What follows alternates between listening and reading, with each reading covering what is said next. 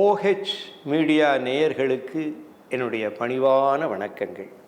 இன்று எம்ஜிஆருடைய சரித்திரத்திலே ஒரு மிக முக்கியமான ஏடு, அதை பற்றி உங்களிடம் நான் கூற இருக்கிறேன். எம்ஜிஆர் அப்படிங்கிற ஒரு ஆளுமை மிக பிரம்மாண்டமாக வளர்ந்து விட்டதன் காரணமாக எத்தனையோ பேர் அவரை பற்றி பல விஷயங்கள் சொல்லுவார்கள். அவையெல்லாம் எந்த அளவுக்கு சரியானவை என்று நம்மால் சொல்ல முடியாது. ஆனால் நான் இப்பொழுது உங்களிடம் சொல்லப் போவது நிஜம் நிஜம் நிஜம் மிகவும் நிஜம் என்கின்ற வகையை சார்ந்தது. நீங்கள் கேட்கலாம், எப்படி நீங்கள் மட்டும் அப்படி சொல்கிறீங்க என்று கேட்கலாம். அது நான் சொல்ல போகிறது எம்ஜிஆர் எழுதிய ஒரு கடிதத்தை ஆதாரமாக கொண்டது.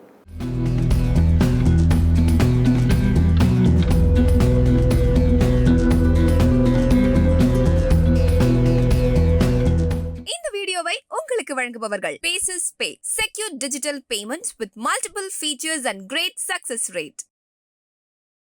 எம்ஜிஆர் இந்த கடிதத்தை பிப்ரவரி மாதம் 1948 எழுதியிருக்கிறார். அவர் BGMS என்கின்ற ஒரு நண்பருக்கு அந்த பேரை கொடுக்கல, அவர் அதனுடைய இனிஷியல் தான் கொடுக்குறார், எழுதியிருக்கிறார். அது என்ன கடிதம் அது என்று சொன்னால், அந்த நண்பர் எம்ஜிஆர் எங்கேயோ சந்தித்திருப்பார் போல் இருக்கிறது. அவர் அந்த உரிமையை எடுத்துக்கொண்டு எம்ஜிஆர் ஜூபிட்டர் பிக்சர்ஸில் சென்ட்ரல் ஸ்டுடியோவில் கோவையில் இருந்த பொழுது அவருக்கு ஒரு கடிதம் எழுதினார். அந்த கடிதத்தை பார்த்த பிறகு எம்ஜிஆர் அவருக்கு ஒரு கடிதம் எழுதினார். அந்த கடிதம் அவர் எழுதினாரே, அது என்ன கேட்டிருப்பார்? அது எம்ஜிஆர் எழுதிய கடிதத்திலிருந்து நமக்கு தெரிகிறது. நான் நடிகனாக விரும்புகிறேன், நான் நடிக்க விரும்புகிறேன், நீங்கள் எனக்கு உறுதுணையாக இருக்க வேண்டும் என்று அவர் எம்ஜிஆரிடம் ஒரு மனு கொடுப்பது போல் ஒரு கடிதத்தை எழுதியிருக்கிறார். அப்பொழுது எம்ஜிஆர் அவருக்கு திரும்பி ஒரு கடிதத்தை எழுதுகிறார். அந்த கடிதத்தில் அவர் எழுதுகிற பொழுது சொல்கிறார், சகோதரா, நாம் சந்தித்திருக்கக்கூடும், எனக்கு அவ்வளவா நினைவில்லை, ஆனால் அவர் ஒரு புகைப்படமும் அந்த கடிதத்தோடு அனுப்பியிருப்பார் போல் இருக்கு. உங்கள் புகைப்படத்தை பார்த்தால் உங்களை சந்தித்தது போல் ஒரு நினைவு இருக்கிறது, அவ்வளோதான் அந்த நட்பு. ஆனால் அவர் ஒரு கடிதம் எழுதுகிறார். இந்த காலத்தில் எத்தனை கடிதம் எழுதாலும் சில பேர் பதில் போட்டதில்லை, ஆனால் இவர் பதில் போடுகிறார். அப்பொழுது சொல்லுகிறார், சகோதரா, நீ நடிகனாக விரும்புகிறார், உன்னை பார்த்தால், உன் கடிதத்தை பார்த்தால், உன் புகைப்படத்தை பார்த்தால் நீ ஒரு நல்ல நிலையில் இருக்கக்கூடிய, அதாவது வாழ்க்கைக்கு தேவையான வசதிகள், ஒரு மனிதன் மனிதனாக வாழக்கூடிய அளவுக்கு வசதிகள். அப்படின்னா இவர் வசதி இல்லாமல் வாழ்ந்தவர், மனிதன் மனிதனாகவே வாழ முடியாத ஒரு நிலை என்பது போன்ற நிலையெல்லாம் சந்தித்தவர் எம்ஜிஆர். அவரை பார்த்து சொல்கிறார், நீங்கள் ஒரு நல்ல குடும்பத்தில் பிறந்தவராக தோன்றுகிறீர்கள்.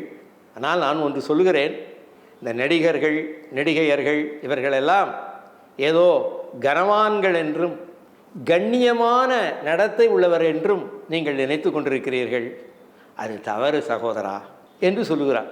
அப்போது அவர் எம்ஜிஆரே ரத்னகுமார்னு படத்தில் நடித்தார்.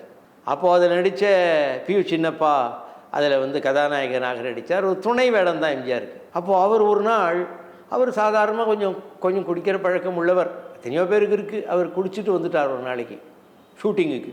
அப்போது நடிக்க வந்தவர் பானுமதி, முதல் படம் தமிழில் அவங்களுக்கு. இது பார்த்தோன்னே இவர் ஏதோ ஒரு வாடை வருதே என்பதை கவனித்து விட்டார்கள். கவனித்து விட்டு, நடிகையாச்சே, நடிக்க தெரியாதா, பயங்கரமாக தலைவலி என்று சொல்லிவிட்டு நழுவி விட்டார்கள். இந்த நிலைகளெல்லாம் எம்ஜிஆர் பார்த்துருக்கிறார்.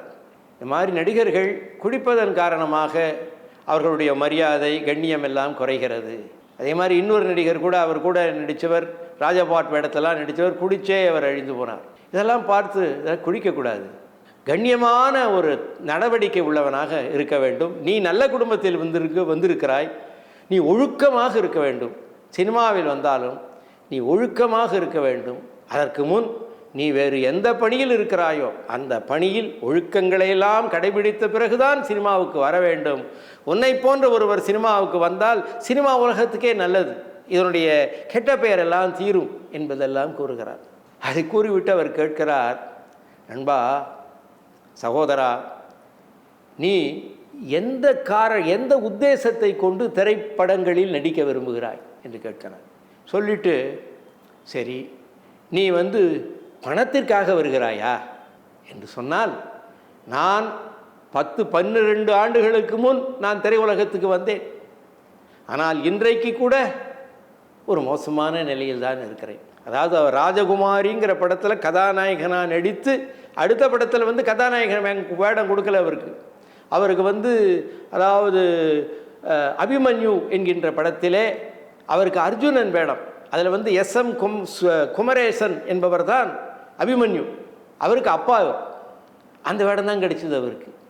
ராஜகுமாரி படத்தில் நடிக்கிறதுக்கு மாதம் 200 ரூபா கிடைச்சிது. மாதம் 200 ரூபாவில் 12 மாதம்னு முடிச்சிருந்தாங்க. 12 மாதங்குள்ளே படம் முடிஞ்சு போயிடும். 2500 ரூபா மொத்தம் உம்மிடம் தரப்படும் என்பதான் அக்ரிமெண்ட்டு. 12 மாதம் முடிஞ்சுது, படம் முடியலை. இன்னும் சில மாதங்கள் போச்சு, ஆனால் காசு கிடையாது. அந்த 200 ரூபா வச்சு தான் இவர் ஓட்டிக்கிட்டு இருக்கார் வண்டியை. அப்போ இவருக்கு பணம் இல்லை.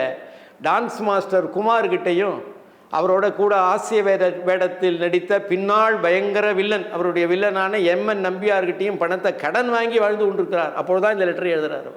கதாநாயகனுடைய நிலைமையே இப்படி இருக்கிறது இவ்வளவு ஆண்டுகள் வந்த பிறகு. ஆகவே பணத்தை சம்பாதிக்க வேண்டும் என்று நீ நினைத்தால் இந்த திரையுலகத்துக்கு வராதே என்கிறார். பின்பு புகழ் வேண்டுமா என்ன? ஏதோ ஒரு சிலருக்கு புகழ் கிடைக்கிறது, பணம் கிடைக்கிறது. ஆனால் எத்தனையோ பேர் நடித்து கொண்டே இருக்கிறார்கள், அவர்களுக்கு எந்த புகழும் ஒன்றும் கிடைக்கல. என்ன பண்ணுறது? ஆகவே நீ புகழ் உன்னுடைய இலக்கு என்றால் அது குதிரை கொம்பாக இருக்கிறது திரையுலகத்திலே, அது கிடைக்காத நண்பா சகோதரா என்று சொல்லி இதை தேடி நீ இங்கு வராதே என்று கேட்கிறார். அதன் பிறகு இன்னொன்று கேட்குறார். அவர் கருத்துக்கள்லாம் அவர் மனசில் வருது பாருங்கள் எம்ஜிஆருக்கு. எம்ஜிஆர் பின்னாளில் பேசும்பொழுதெல்லாம் நீளமாக கொஞ்சம் பேசுவார், கொஞ்சம் அப்படியே ரேம்பிள் பண்ணுற மாதிரி இருக்கும்.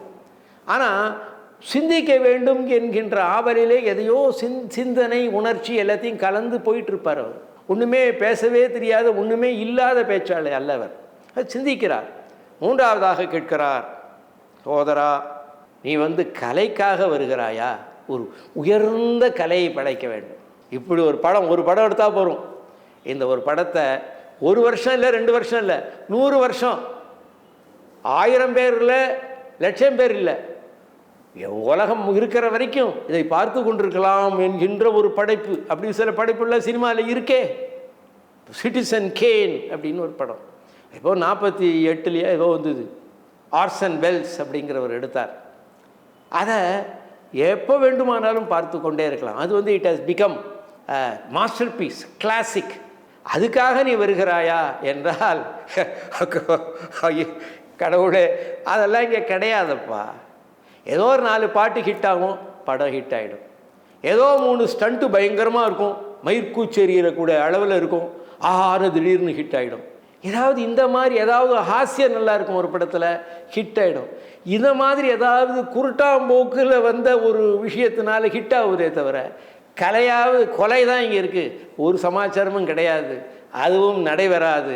ஆகவே அதை நீ நினைத்து இங்கே வருவதாக இருந்தால் குட் பை சொல்லிவிடு, அதெல்லாம் நடக்காது, வராது என்று சொல்கிறார். இதை சொல்லிவிட்டு அவர் சொல்லுகிறார், ஆனால் சகோதரா நான் உனக்கு ஒரு விதத்தில் உதவி செய்ய தயாராக இருக்கிறேன்.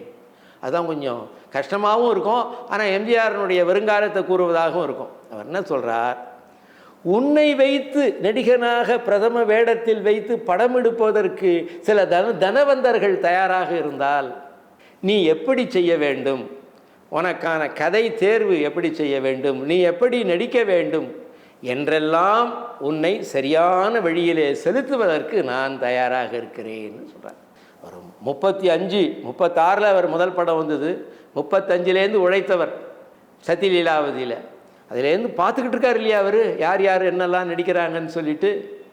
ஆகவே அந்த அனுபவத்தை அவர் நடிகனாக மட்டுமல்ல, ஒரு ஸ்டண்ட்டில் நல்லா செய்யக்கூடிய நடிகராக மட்டுமல்ல, ஒரு இயக்குனராக, ஒரு கதாசிரியராக எதை செய்தால் படம் ஓடும், எப்படி சரியாக செய்யணும். இன்னும் 48 பிப்ரவரியில் சொல்கிறாரு, நீ உனக்கான கதையை தேர்வு செய்து அந்த படம் எப்படி உருவாக வேண்டும் என்று உனக்கு நான் நல்ல வழியிலே வழிகாட்டுகிறேன் இப்படி இருந்தால் நீ வா, உனக்கு என்னால் உதவ முடியுங்கிறார். இது என்ன பார்த்தா தெரியுதுன்னா 48ல் 58ல் அவர் 2 வேடத்தில் நடித்து அவரே இயக்கி அவரே தயாரித்த நாடோடி மன்னன். அப்போது அது என்ன எல்லாரும் சொல்லக்கூடிய ஒரு விஷயந்தான், இந்த படம் ஓடினால் நான் மன்னன், இல்லை என்றால் நான் நாடோடி என்கின்ற அளவிலே மற்ற வாய்ப்புகளை எல்லாம் தள்ளி போட்டு மற்ற வருமானங்களை எல்லாம் தள்ளி வைத்து இந்த ஒரே படத்துக்கு 3 வருஷம் பண்ணி எடிட் பண்ணி பார்த்தா மணிக்கணக்கில், அது எவ்வளோ மணி பார்க்க முடியாது, 5 மணியா 6 மணியா சொல்லியிருக்காரு அவர். அப்படியே ரொம்ப நீண்ட முறையில் இருக்கு, எதை வெட்டுறதுன்னு புரியல. அப்போ தான் ஜம்பு என்பவர் அவருடைய நண்பர், அவர் அதை எடிட் பண்ணி சரியாக வந்து கரெக்டாக கொண்டு வந்தார். அதற்காக தான் அவரிடம் நன்றி உள்ளவராக இருந்து அவருக்கு வாய்ப்பெல்லாம் அப்புறம் கொடுத்தார் எம்ஜிஆர். அதுபோல் 58ல் அவர் செய்து முடித்தார். எப்படி கதை அமைக்க வேண்டும், எப்படி எடுக்க வேண்டும், உன்னுடைய பாத்திரம் எப்படி இருக்க வேண்டும் என்றெல்லாம் உனக்கு என்னால் வந்து இது கூற முடியும், எப்படி செய்ய வேண்டும் என்று வழிகாட்ட முடியும் என்று எம்ஜிஆர் 48ல் கூறியது. அவர் பிறகு அந்த 58லே ஒரு மிகப்பெரிய ஒரு நடிகராக மட்டுமல்ல, ஒரு நட்சத்திரமாக, அதாவது மக்கள் முன் நம்மை எப்படி நாம் முன்னிறுத்தி கொண்டால் மக்கள் நம்மை விரும்புவார்கள். அவர் ஒன்று சொன்னார், மற்றவங்களாம் 1000 விதமாக நடிக்கலாம், ஆனால் மக்கள் நம்மை பார்த்தால் நம்மை ஏற்றுக்கொள்ள வேண்டும். நம்மை ஏற்றுக்கொண்டு விட்டால் நாம் எதை சொன்னாலும் அவர்கள் ஏற்பார்கள் என்கின்ற நிலையிலே அவர் கொண்டு வந்தார். அப்படி ஒரு முன் யோசனை அவருக்கு, ஒரு தீர்க்க தரிசனம் அவருக்கு எம்ஜிஆருக்கு இருந்தது. அதை அந்த நண்பருக்கு அவர் எழுதிய கடிதத்திலே அவர் கடைசியாக அந்த சொன்ன விஷயம் உண்மைதான். அவர் பொய் ஒன்றும் சொல்லலை, பொய்யெல்லாம் கிடையவே கிடையாது. உனக்கு வா, நீ வந்து ஆனால் கொஞ்சம் செலவாகும், எனக்கு கொஞ்சம் பார்த்துக்கோன்னு சொல்லலாம்ல. சில பேர் சொல்லுவாங்க, என்னோட கூட இரு, எனக்கு கொஞ்சம் செலவு பண்ணு, அப்படியே இருந்து அவர் அப்படியே ஆகிடும். அப்படிலாம் இல்லாமல் உண்மையை சொன்னார். இதில் என்ன ஒரு விஷயம்னா, அந்த பிஜிஎம்எஸ்ங்கிற நண்பர் அவர் நடிக்க வந்தாரா, அவர் எம்ஜிஆரை பிறகு சந்தித்தாரா என்பதெல்லாம் நமக்கு தெரியாது. ஆனால் ஒன்று நமக்கு தெரியும், அவர் செய்த உருப்படியான ஒரு காரியம். எம்ஜிஆர் அவருக்கு எழுதிய இந்த கடிதத்தை பிற்காலங்களுக்கெல்லாம் நமக்கு வந்து ஒரு உண்மைகளை காட்டக்கூடிய ஒரு நகலாக விளங்கக்கூடிய இந்த கடிதத்தை அவர் பத்திரப்படுத்தி வைத்து அது இந்த உலகத்திற்கு, வெளி உலகத்திற்கு தெரியும்படி அதை காப்பாற்றி வைத்தார் என்பதை அந்த பிஜிஎம்எஸ் என்கின்ற நண்பர் செய்தார். அவர் செய்ததன் வாயிலாக எம்ஜிஆருடைய சிந்தனை 1948 எப்படி இருந்தது என்பது ஒரு கடிதத்தில் எழுதும்போது அங்கே மேக்கப் கிடையாது, அங்கே பொய் கிடையாது, அந்த ஆளுமை மட்டும்தான் பேசும். அந்த உண்மையை இந்த கடிதம் நமக்கு வெளிப்படுத்துகிறது என்பதை நான் தெரிவித்துக் கொள்கிறேன். இந்த வீடியோ உங்களுக்கு பிடிச்சிருந்தா லைக் பண்ணுங்க, ஷேர் பண்ணுங்க, கமெண்ட் பண்ணுங்க. மறக்காம OH சினிமா சேனலுக்கு சப்ஸ்கிரைப் பண்ணுங்க.